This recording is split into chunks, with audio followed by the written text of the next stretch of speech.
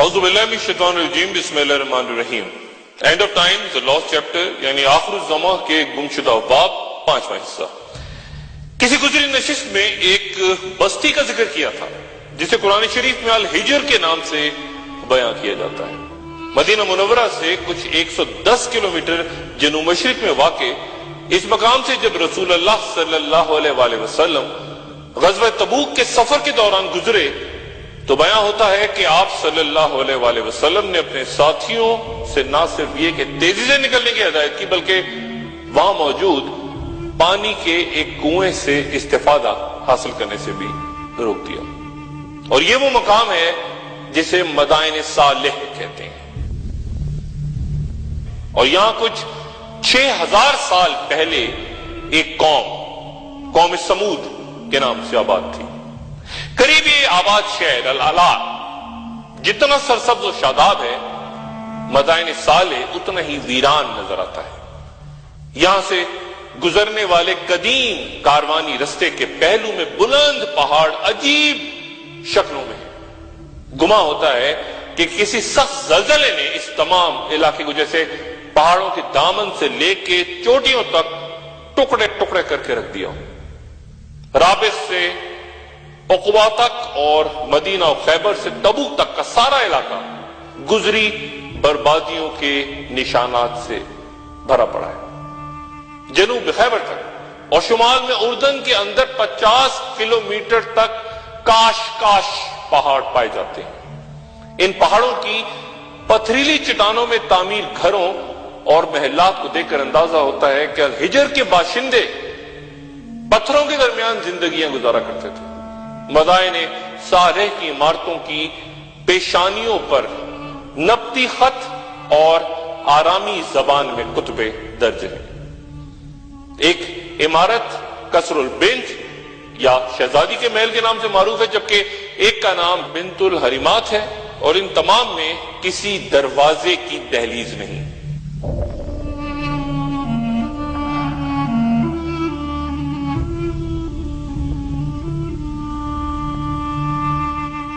قرآن شریف میں اللہ تعالیٰ فرماتے ہیں، اور سمود کے ساتھ کیا کیا گیا جنہوں نے وادی میں چٹانیں تراشی تھی۔ حضرت صالح علیہ السلام کا نام قرآن شریف میں 9 بار آیا ہے۔ وہ ایک شخص سمود سے آباد ہوتی قوم سے تھے جو کہ حضرت نوح علیہ السلام کے بیٹے سام کی نسل سے تھے۔ اسی خاندان میں کئی صدیوں پہلے عاد نامی فرد سے منسلک قوم عاد گزری تھی، جہاں حضرت ہود علیہ السلام کو بھیجا گیا تھا اور جن کا ذکر میں پہلے کر چکا ہوں۔ اور یہ قوم سمود غالباً ان لوگوں کی اولادیں تھیں جو کہ حضرت ہود علیہ السلام کے ساتھ بچ گئے تھے۔ یہ بت پرست قوم تھی جو حضرت صالح علیہ السلام کا مذاق اڑاتی اور کہتی کہ اے صالح، تم خود بھی غور کرو، اگر ہم باطل پرست ہوتے، خدا کے مذہب کے منکر ہوتے، تو آج ہم کو یہ شان و شوکت، عالیشان محلات، میوہ جات، شیریں پھلوں کی کثرت، نہروں اور عمدہ مرغزاروں کی افرائش حاصل نہ ہوتی۔ اے صالح، تو خود کو اور اپنے چند حامیوں کو دیکھ کر بتا کہ خدا کے پیارے ہم ہیں یا یہ غریب اور تنگ دست لوگ؟ حضرت صالح علیہ السلام ان کی گمراہی پہ افسوس کا اظہار فرماتے ہیں کہ اے نادانو، اپنی عیش سامانی پہ غرور نہ کرو اور خدا کے سچے رسول اور اس کے دین کا مذاق نہ اڑاؤ، اس لیے کہ اگر تمہارے غرور اور تکبر کا یہی حال رہا تو پل بھر میں یہ سب کچھ فنا ہو جائے گا، پھر نہ تم رہو گے اور نہ تمہارا یہ ساز و سامان جس پر تم ناز کرتے ہو۔ اگر تمہارا یہ حال رہا تو سب کچھ فنا ہو جائے گا۔ جواباً قوم سمود کے سردار کہتے ہیں کہ اگر کوئی رسول ہونا ہی تھا تو اس کے اہل تو ہم تھے، نہ کہ صالح۔ اور پھر انہوں نے صالح علیہ السلام سے کسی معجزے کا مطالبہ کر دیا۔ صالح علیہ السلام نے پوچھا کہ کس قسم کا معجزہ چاہتے ہو؟ ان کی قوم نے کہا کہ وہ سامنے والے پہاڑ یا بستی کے اس پتھر سے جو کنارے پہ نصب ہے، اس میں سے ایک ایسی اونٹنی نکال کر دکھاؤ جو اگر فوراً ہی بچہ پیدا کر دے تو ہم ایمان لے آئیں گے تمہاری باتوں پہ۔ صالح علیہ السلام نے اللہ تعالیٰ سے دعا کی تو سامنے پہاڑی سے اونٹنی ظاہر ہو گئی اور اس نے فوراً ہی ایک بچے کو جنم بھی دے دیا۔ یہ معجزہ دیکھ کے ایک سردار جندہ بن عمرو فوراً ایمان لے آیا، لیکن باقی تمام اپنے وعدے سے پھر گئے۔ صالح علیہ السلام نے تمام افراد کو ایک تنبیہ کی کہ خدا کا یہ فیصلہ ہے کہ پانی کی باری اس اونٹنی کے لیے ہے، یعنی ایک دن پانی اس کے لیے ہوگا اور ایک دن باقی تم سب قوم کے لیے، اور خبردار اسے کوئی اذیت نہ پہنچے ورنہ تمہاری بھی خیر نہیں۔ قوم سمود نے ایمان لانا تو قبول نہ کیا، لیکن پانی کی باری باری والی شرط جو تھی وہ قبول کر لی۔ کچھ عرصے کے لیے ایسا ہوتا رہا کہ ایک دن اونٹنی پانی پیتی، ایک دن وہ پیتے، کچھ عرصے کے لیے، لیکن پھر انہیں یہ بات بھی تکلیف دینے لگی۔ صلاح مشورے ہونے لگے کہ کس طرح اونٹنی سے جان چھڑائی جائے اور اسے قتل کر دیا جائے، لیکن کسی میں ہمت نہ تھی۔ آخر دو عورتوں نے قوم سمود کے دو مردوں کے سامنے خود کو پیش کر کے کہا کہ اگر تم اس اونٹنی کو قتل کر دو تو ہم تمہاری خدمت کے لیے حاضر ہیں۔ چنانچہ دونوں نے ایسا ہی کیا اور اونٹنی کو چراگاہ کی جانب جاتے ہوئے رستے میں قتل کر دیا۔ اونٹنی کا بچہ یہ دردناک منظر دیکھ کے چیختا ہوا بھاگتا سامنے پہاڑی میں جا کے غائب ہو گیا۔ حضرت صالح علیہ السلام کو اس واقعے کی خبر ہوئی تو آپ نے شدید دکھ کا اظہار کرتے ہوئے قوم کو مخاطب کیا کہ وہی ہوا جس کا مجھے خدشہ تھا۔ اب خدا کے عذاب کا انتظار کرو جو 3 دن بعد تمہیں تباہ کر دے گا، اور پھر ان پہ بجلی کی کڑک اور چمک کا عذاب نازل ہوا۔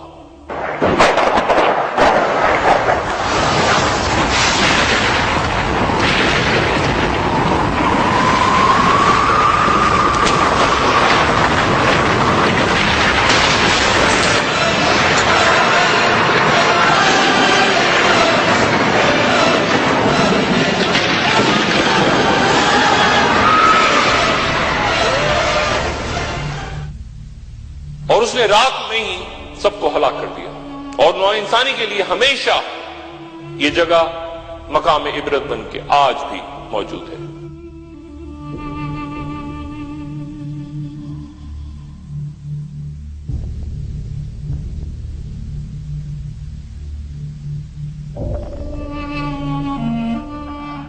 قرآن شریف میں اللہ تعالیٰ فرماتے ہیں اور جو لوگ ظلم کرتے تھے ان کو ایک ہولناک آواز نے آ پکڑا اور وہ اپنے گھروں میں اوندھے پڑے رہ گئے، گویا وہاں کبھی بسے ہی نہ تھے۔ سن لو کہ سمود نے اپنے پروردگار سے کفر کیا، سن لو کہ سمود پر پھٹکار ہے۔ قوم عاد کی طرح یہ قوم سمود بھی عرب بائدہ کہلاتی ہے، یعنی وہ عرب قوم جو حضرت ابراہیم علیہ السلام کی تشریف آوری سے تقریباً 2000 سال پہلے ہلاک ہو جانے والے، ختم ہو جانے والے عرب، یعنی وہ عرب جو صفحہ ہستی سے مٹ گئے تھے، یہ وہ عرب تھے، یہ آخری عرب قوم تھی۔ ان عربوں کی بہت کم تاریخ آج ہمیں ملتی ہے، ان میں سے کچھ قبیلے عذاب کا شکار ہوئے اور کچھ خون ریزی میں ختم ہو گئے، اور آج جو عرب دنیا میں آباد ہیں ان میں سے کچھ بڑی اکثریت میں قحطانی عرب ہیں جو کہ خاص عرب کہلاتے ہیں، اور جن کا تعلق یمن کے ایک شخص قحطان کے 24 بیٹوں میں سے ایک جس کا نام یارب تھا، اور بیان ہوتا ہے کہ یہ عرب کا لفظ یرب سے نکلا ہے، یہ عرب اس کی نسل سے ہیں، اکثریتی عرب۔ جبکہ عربوں کی دوسری نسل عرب المستربہ کہلاتی ہے جو کہ حضرت اسماعیل علیہ السلام کی نسل سے ہیں اور جنہیں ادنی عرب بھی کہا جاتا ہے۔ یہ بیان یہاں بھی یوں ضروری ہے کہ آگے جا کے جب آخر الزماں سے پہلے خورے جنگیں ان علاقوں میں ہوں گی تو یہ بات ذہن میں رہے کہ عربوں کی اکثریت یعنی خاص اور اصل عرب یمن سے بیان ہوتے ہیں، حجاز سے نہیں۔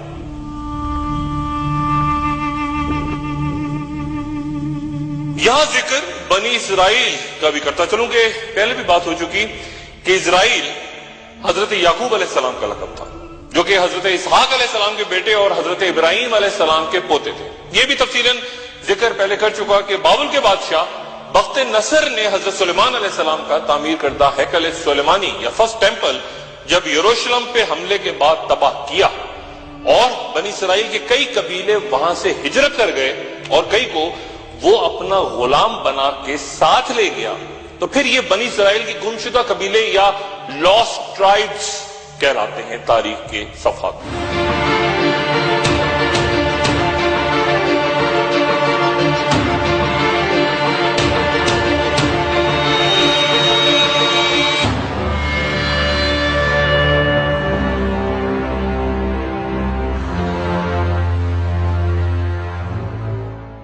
چونکہ یہ اپنے مرکز سے تو یعنی یروشلم سے یا بیت المقدس سے تو دور چلے گئے، یہودی تو رہے، لیکن ان گناہوں کا ارتکاب ان لاسٹ یا گمشدہ ٹرائبز نے نہیں کیا جو بعد میں آنے والے پیغمبروں کی نافرمانی کرتے ادھر پیچھے بیت المقدس میں رہ جانے والے یہودیوں نے کیا۔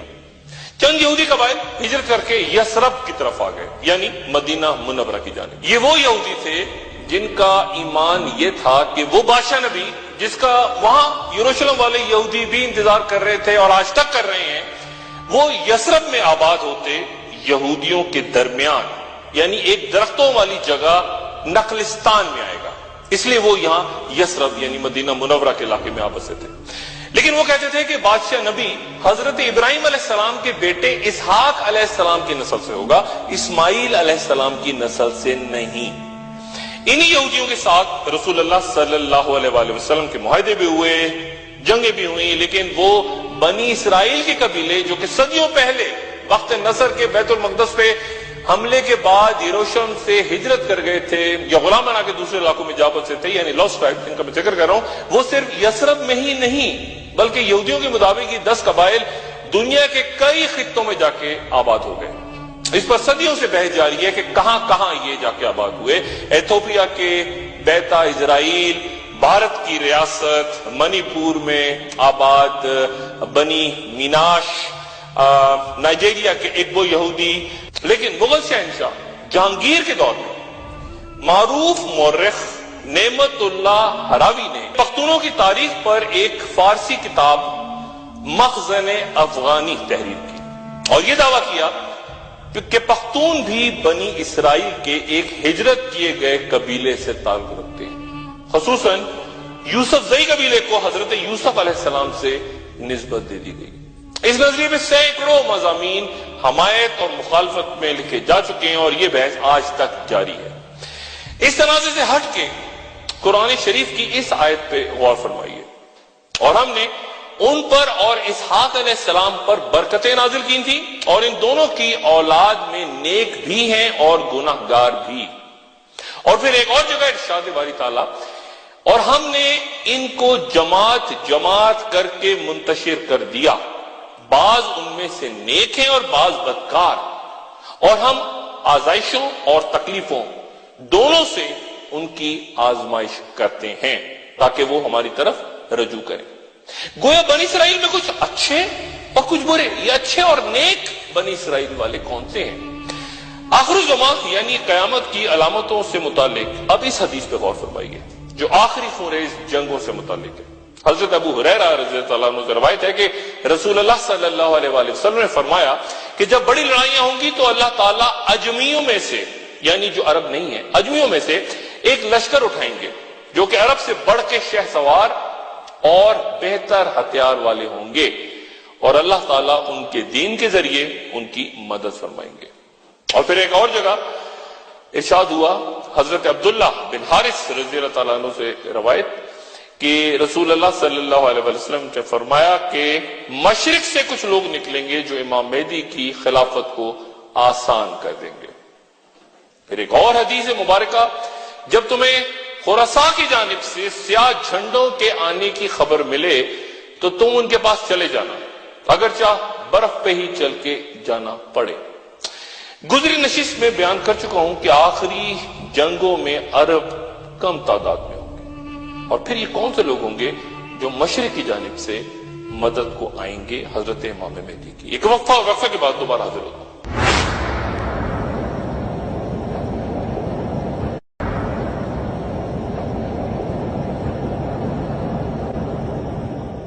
خوش آمدید۔ خطہ عرب سے معمولی واقفیت رکھتے لوگ بھی جانتے ہیں کہ اس کا بڑا علاقہ بے آباد اور بنجر صحراؤں پہ مشتمل ہے، یعنی کل رقبے کا تقریباً 70%۔ رسول اللہ صلی اللہ علیہ وآلہ وسلم نے علامات قیامت کی اہم نشانی اس طرح بیان فرمائی کہ حضرت ابو ہریرہ رضی اللہ عنہ سے روایت ہے کہ نبی کریم صلی اللہ علیہ وآلہ وسلم نے فرمایا کہ قیامت اس وقت تک قائم نہ ہوگی جب تک سرزمین عرب چراگاہوں اور نہروں میں تبدیل نہ ہو جائے۔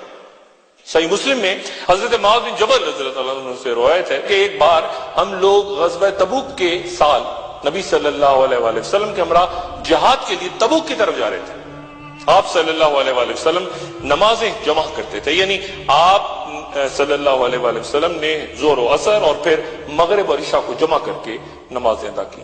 ایک روز آپ نے نماز کو مؤخر کر دیا اور پھر اپنے ساتھیوں سے فرمایا کہ تم لوگ کل انشاءاللہ تبوک کے چشمے پہ پہنچو گے، تم سورج کے بلند ہو جانے کے بعد ہی وہاں پہنچو گے، تم میں سے جو بھی وہاں پہنچے اسے چاہیے کہ وہ اس چشمے کے پانی کو میری آمد تک استعمال نہ کرے۔ حضرت معاذ رضی اللہ عنہ فرماتے ہیں کہ جب ہم وہاں پہنچے تو دیکھا کہ دو افراد پہلے ہی وہاں پہنچے ہوئے تھے، چشمے سے پانی بڑی مشکل سے تھوڑا تھوڑا نکل رہا تھا۔ رسول اللہ صلی اللہ علیہ وآلہ وسلم نے ان دونوں سے پوچھا کہ کیا تم نے یہ پانی استعمال کیا ہے؟ تو ان دونوں نے بتایا کہ ہاں۔ آپ صلی اللہ علیہ وآلہ وسلم نے ان دونوں پر ناراضگی کا اظہار کیا اور پھر صحابہ کرام نے چشمے کا پانی اپنے ہاتھوں سے تھوڑا تھوڑا کر کے جمع کیا، حتیٰ کہ وہ کچھ مقدار میں جمع ہو گیا۔ رسول اللہ صلی اللہ علیہ وآلہ وسلم نے اس پانی میں اپنے ہاتھ اور چہرے مبارک کو دھویا اور پھر آپ نے اس پانی کو واپس چشمے میں ڈال دیا۔ پانی ڈالتے ہی چشمہ پوری قوت سے ابل پڑا اور انتہائی کثرت اور تیزی سے بہنے لگا۔ لشکر کے لوگوں نے خوب پانی پیا اور پھر رسول اللہ صلی اللہ علیہ وسلم نے فرمایا کہ معاذ، اگر میری زندگی نے وفا کی تو تم دیکھو گے کہ یہ سارا علاقہ باغات اور آبادی سے بھر جائے گا۔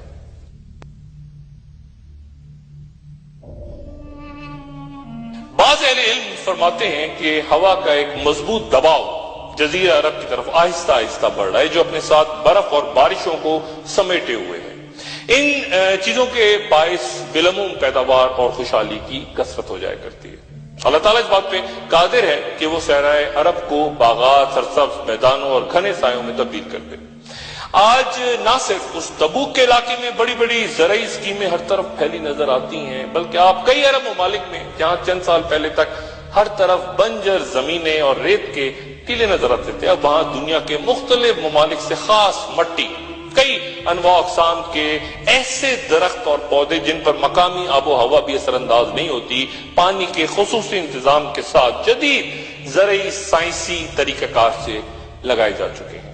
اور ڈیزرٹ گریننگ کا یہ طریقہ باقاعدہ ایک انتہائی اہم کردار دنیا کے کئی ممالک میں ادا کر رہا ہے۔ گویا قرب قیامت کی ایک اور اہم علامت ہمیں اس صورت نظر آتی ہے، پوری ہوتی ہے۔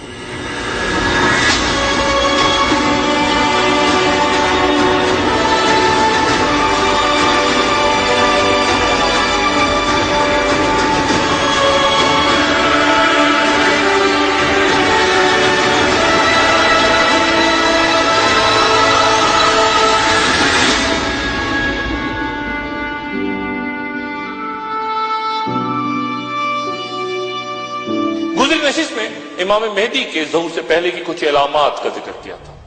اس سے پہلے دنیا میں پھیلی ابتری اور مختلف علاقوں میں ہوتی خوریزی کا ذکر ایک اور عام علامت یوں بیان ہوتی ہے، تمہارے خزانے یعنی کعبۃ اللہ کے پاس 3 آدمی آپس میں لڑیں گے، ان میں سے ہر ایک کسی خلیفہ کا بیٹا ہوگا، مگر یہ خزانہ کسی کو بھی نہیں ملے گا۔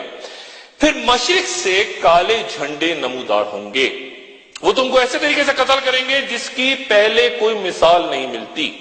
حضرت سبحان رضی اللہ تعالیٰ عنہ فرماتے ہیں کہ پھر آپ صلی اللہ علیہ وآلہ وسلم نے کوئی بات فرمائی جو مجھے یاد نہیں رہی۔ پھر آپ صلی اللہ علیہ وآلہ وسلم نے فرمایا جب تم اس یعنی امام مہدی کو دیکھو تو اس کے ہاتھ بیعت کر لو، خواہ تمہیں برف پہ گھٹنوں کے بل گھسٹ گھسٹ کے جانا پڑے۔ قدیم خراسان ایرانی سلطنت کا مشرقی صوبہ ہوا کرتا تھا۔ مغل بادشاہ بابر لکھتا ہے کہ تمام ہندوستانی غیر ہندوستانیوں کو خراسانی کہہ کے پکارتے تھے۔ بابر مزید لکھتا ہے کہ ہندوستان اور خراسان کے درمیان 2 بڑے شہر آتے ہیں، کابل اور کندہار۔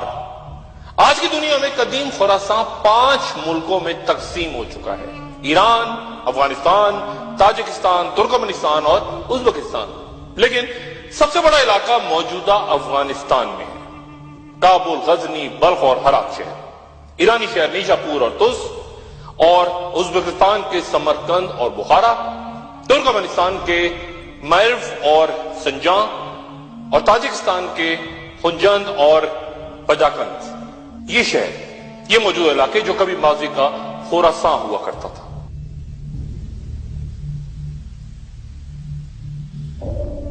کیا یہ بات حیران کن نہیں کہ ماضی کی طرح ایک بار پھر اب کئی پچھلی دہائیوں سے افغانستان تمام بڑی عالمی طاقتوں کا مرکز بنا ہوا ہے، اور وہ خوریزی جو اس علاقے سے شروع ہوئی تھی اب مشرق وسطیٰ کے انتہائی پرامن ممالک کو اپنے لپیٹ میں لے رہی ہے۔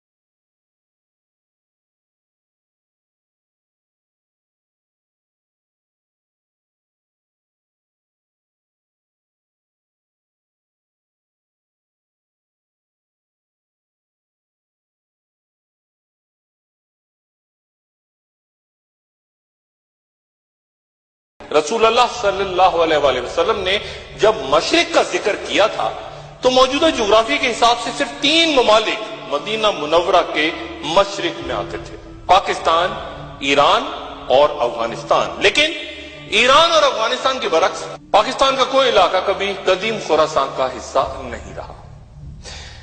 امام ابن کثیر رحمۃ اللہ علیہ کے مطابق رسول اللہ صلی اللہ علیہ وآلہ وسلم کے جھنڈے کا رنگ یا علم کا رنگ بھی سیاہ تھا، جسے عقاب کہا جاتا تھا۔ اموی خلافت کا تختہ الٹ کے عباسی خلافت قائم کرتے اہم کردار ابو مسلم عبد الرحمن الخراسانی نے بغاوت کے دوران بھی سیاہ پرچم استعمال کیے، اور آج کئی جہادی تنظیمیں بشمول القاعدہ اور دولت اسلامیہ سیاہ پرچم کا استعمال کرتی ہیں۔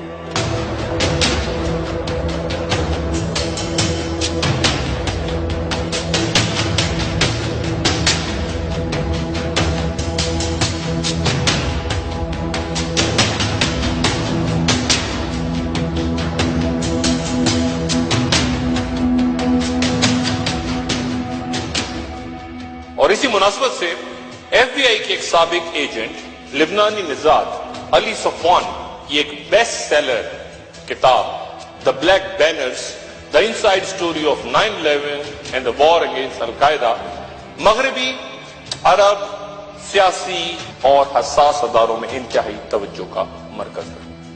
اور پھر بیان کردہ حدیث مبارکہ میں مشرق یا خراسان سے آتے سیاہ پرچم والی جماعت کے ہاتھوں ان 3 افراد کی شکست کا اشارہ بھی ہے جو کہ 3 بادشاہوں یا خلفاء کے بیٹے ہوں گے، اور ہر کوئی اپنے باپ جیسی بادشاہت کا مطالبہ بھی کر رہا ہوگا، اور کعبہ پر اپنی سیاست اور غلبے کا ارادہ بھی رکھتا ہوگا، لیکن ان میں سے کسی کو بھی فتح حاصل نہیں ہوگی۔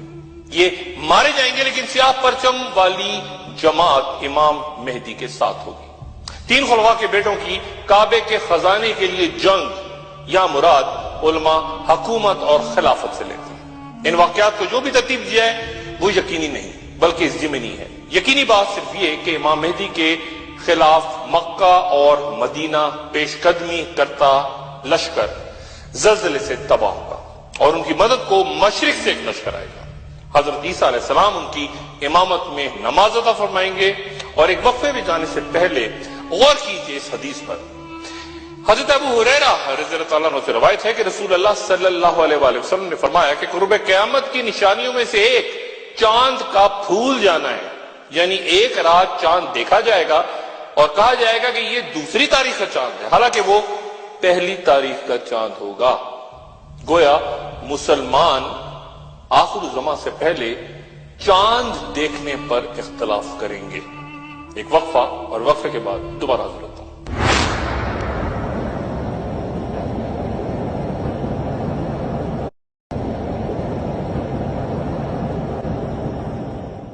خوش آمدید۔ حضرت عیسیٰ علیہ السلام کے امام مہدی کے پیچھے نماز پڑھنے سے یہ معنی نہیں نکالے جا سکتے کہ امام مہدی حضرت عیسیٰ علیہ السلام سے افضل ہے۔ رسول اللہ صلی اللہ علیہ وآلہ وسلم نے بھی مرد الموت میں حضرت ابو بکر صدیق رضی اللہ تعالیٰ عنہ کے پیچھے نماز ادا کی تھی، اور ایسا ہی انہوں نے حضرت عبد الرحمن بن عوف رضی اللہ تعالیٰ عنہ کے پیچھے نماز پڑھ کے بھی ایک دفعہ دکھایا۔ اسی طرح حضرت عیسیٰ علیہ السلام بھی امت محمد صلی اللہ علیہ وآلہ وسلم کے ایک فرد کے پیچھے نماز ادا کریں گے، تاکہ ظاہر یہ ہو کہ وہ رسول اللہ صلی اللہ علیہ وآلہ وسلم کے تابع ہو کے نازل ہوئے ہیں دوبارہ، اور آپ صلی اللہ علیہ وآلہ وسلم کی شریعت کے مطابق حکم ادا کرتے ہیں۔ پھر اس کے بعد امام مہدی حضرت عیسیٰ علیہ السلام کی اقتداء میں، یعنی ان کے پیچھے نمازیں پڑھیں گے۔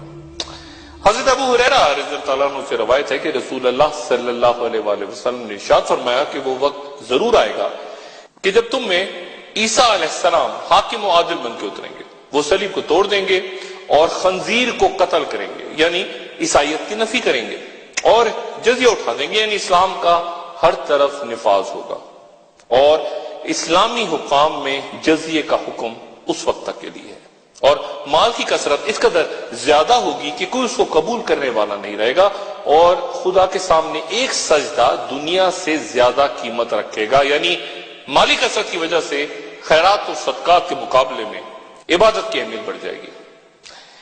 مختلف روایتوں کے مطابق حضرت عیسیٰ علیہ السلام کا 40 سالہ دور حکومت ختم ہوگا تو آپ وفات پا جائیں گے، اور مدینہ منورہ میں آپ کی تدفین ہوگی، جبکہ حضرت عبداللہ بن سلام رضی اللہ عنہ کے مطابق توریت میں رسول اللہ صلی اللہ علیہ وآلہ وسلم کی صفت، یعنی ان کا حلیہ اور سیرت مذکور ہے، اور یہ بھی مذکور ہے کہ عیسیٰ علیہ السلام آپ صلی اللہ علیہ وآلہ وسلم کے پہلو میں دفن ہوں گے۔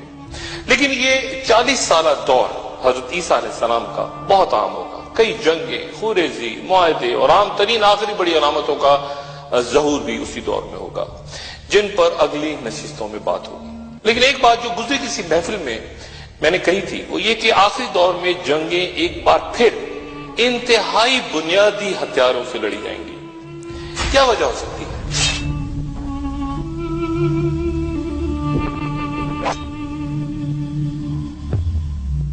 اس دور میں جب انسان خلا کی آخری سرحدوں کو تلاش کر رہا ہے، سمندر کی تہوں کے نیچے تحقیقات جاری ہیں، ہر روز اسلحے کے ہزاروں کارخانے، ملٹی نیشنل کمپنیز، جدید ترین لڑاکا طیارے، آبدوزے، ڈرونز، ٹینکس، رائفلز، میزائل اور بہت کچھ دنیا میں تیار ہو رہا ہے۔ یہ اربوں خربوں روپے کا اسلحہ کہاں جائے گا؟ کیا قرب قیامت سے پہلے کچھ ایسا ہوگا کہ انسان ان بڑے ہتھیاروں کے استعمال کی قوت سے محروم ہو جائے گا؟ کیا کوئی بڑی تباہی و بربادی، کوئی بڑے پیمانے پر رونما ہوتا سانحہ، کوئی نیوکلیئر وار؟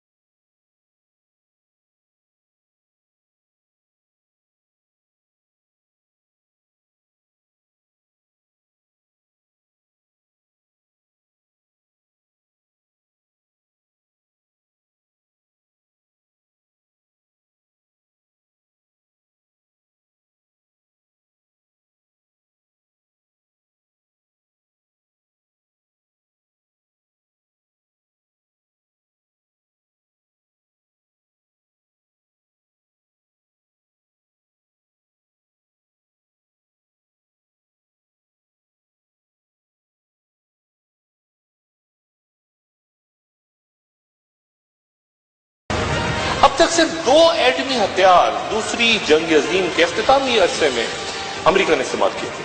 6 اگست 1945 کو جاپان کے شہر ہیروشیما پہ لٹل بوائے نامی ایٹمی بم گرایا گیا، اور پھر 3 روز بعد جاپان کے ہی شہر ناگاساکی پہ فیٹ مین نامی دوسرا بم، نتیجتاً 2 لاکھ افراد ہلاک ہو گئے، اور جاپان نے ہتھیار ڈالا۔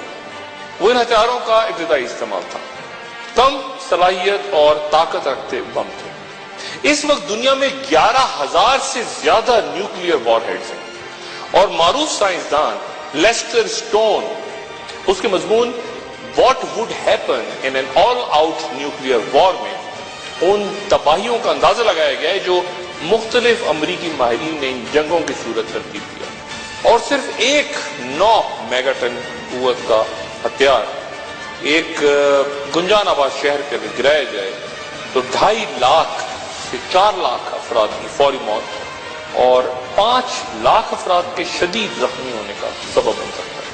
باقی ریڈیشن کے اثرات جو برسا برس اس علاقے کو زندگی سے محروم رکھیں گے وہ الگ ہے۔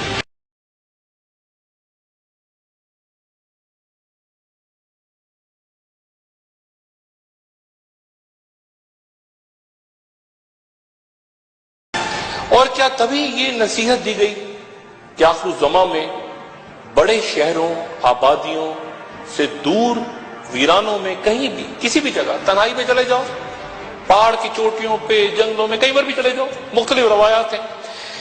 حضرت ابو ہریرہ رضی اللہ تعالیٰ عنہ سے روایت ہے کہ فتنہ آئے گا جس میں سونے والا جاگنے والے سے بہتر اور جاگنے والا کھڑے ہونے والے سے بہتر ہوگا۔ دوڑنے والے سے اس وقت جو شخص پناہ کا کوئی ٹھکانہ پائے وہاں جا کر پناہ حاصل کر لے۔ یاجوج ماجوج، دجال، آخر الزماں کی اور لاتعداد علامات اور موجودہ دنیا، یہودی کیا سوچ رہے ہیں، عیسائی کیا سوچ رہے ہیں اور سائنس کیا کہتی ہے، اور اس دور میں ایسا کیا ہو رہا ہے تیزی کے ساتھ جو ہمیں آخری علامتوں کی طرف لے کے جا رہا ہے۔ اگلی نشست میں انشاءاللہ پھر ملاقات ہوگی۔ اپنا دوستوں رشتہ داروں گرد و نواح کے لوگوں کا سب خیال رکھیے گا۔ اللہ